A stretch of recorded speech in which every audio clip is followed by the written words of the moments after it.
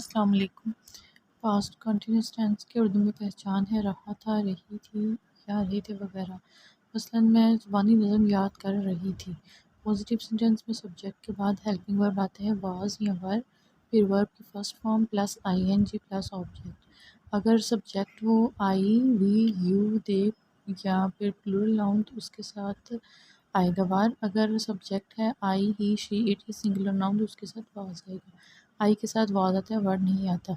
Negative sentence में आएगा subject के बाद वाज या फिर वर अकॉर्डिंग टू सब्जेक्ट, उसके बाद नॉट, फिर वर्ब की फर्स्ट फॉर्म के साथ आईएनजी, फिर ऑब्जेक्ट। इंट्रोगेटिव में वाज या वर्ड शुरू में आ जाएगा, फिर सब्जेक्ट, फिर वर्ब की फर्स्ट फॉर्म, फिर आईएनजी और फिर ऑब्जेक्ट।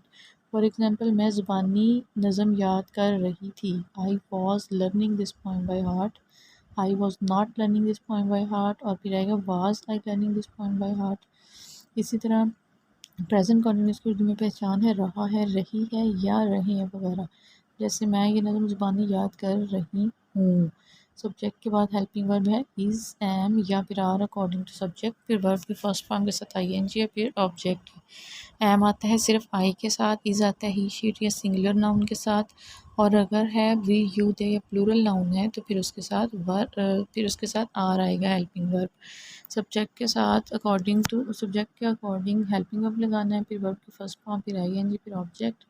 नेगेटिव में सब्जेक्ट और इन तीनों हेल्पिंग वर्ब में से एक हेल्पिंग वर्ब लगा के उसके बाद नॉट, फिर वर्ब की पहली फॉर्म के साथ आईएनजी और फिर ऑब्जेक्ट। और इंट्रोगेटिव में इन तीनों हेल्पिंग वर्ब में से कोई एक पहले आ जाएगा, फिर सब्जेक्ट, फिर वर्ब की फर्स्ट फॉर्म के साथ आईएनजी, फिर ऑब्जेक्ट।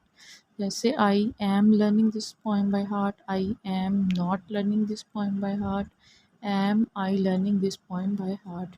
फ्यूचर कंटिन्यूस में आता है रहा होगा, रही होगी या रहे होंगे वगैरह। जैसे मैं ये नज़म ज़ुबानी याद कर रही होंगी। सब्जेक्ट के बाद शेल या विल या प्लस बी, फिर फर्स्ट फॉर्म हुआ, फिर ऑब्जेक्ट। नेगेटिव में सब्जेक्ट पहले आना है, शेल या विल लगाकर, उसके बाद नॉट, फिर बी आना है, फिर वर्ब की फर्स्ट फॉर्म के साथ आईएनजी और फिर ऑब्जेक्ट। और इंट्रोगेटिव में शेल या विल पहले आएगा, फिर सब्जेक्ट आएगा, फिर बी आएगा, फिर वर्ब की फर्स्ट फॉर्म के साथ आईएनजी आएगा, फिर ऑब्जेक्ट आएगा। जैसे मैं ये नज़म ज़ुबानी याद कर रही होंगी। Shall be learning this poem by heart, I shall not be learning this poem by heart, shall I be learning this poem by heart. तीनों टेंसेस बिल्कुल सेम है, सिर्फ और सिर्फ हेल्पिंग वर्ब का फ़र्क है।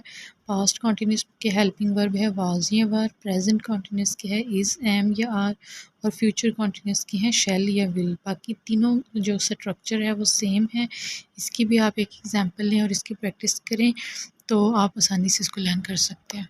वाली एग्जांपल ले लें, I wash my hands after meal, इसको कर लें I am washing my hands after meal. इसको तीनों टेंसेस में कन्वर्ट करें।